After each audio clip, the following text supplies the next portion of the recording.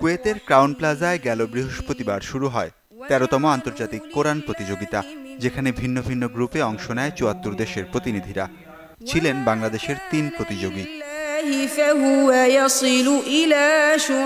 মঙ্গলবার স্থানীয় সময় বাদ মাগরিব ঘোষণা করা হয় ফলাফল, যেখানে ছোটদের হেফজ গ্রুপে প্রথম হয়েছেন বাংলাদেশের হাফেজ আনাস মাহফুজ। তিনি ঢাকার মার্কাজুল ফয়জুল কোরআন আল ইসলামীর শিক্ষার্থী।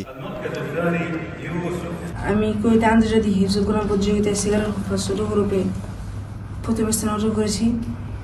দেশবাসী সকলের কাছে দোয়া চাই, সবাই আমার জন্য দোয়া করবেন, আমি যেন সামনে আরো ভালো করতে পারি।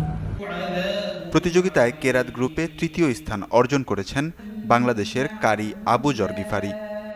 আমি হিফজুল কোরআন সম্পূর্ণ করেছি বিশ্ববিখ্যাত হাফেজদের উস্তাদ, যার মাধ্যমে পূর্বে যারা বিশ্বজয়ী করেছেন শেখ কারি নাজমুল হোসেন সাহেব দামাত বরকত, ওনার কাছে আমি হিফজ কমপ্লিট করেছি।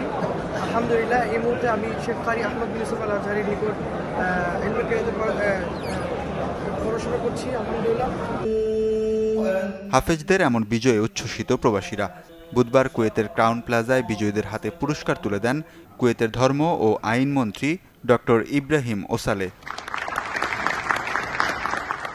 এই প্রথম কোনো বাংলাদেশি হাফেজে কোরআন প্রথম স্থান অর্জন করেছে এবং কেরাতেও সর্বোচ্চ রেজাল্ট এই বছর করেছে।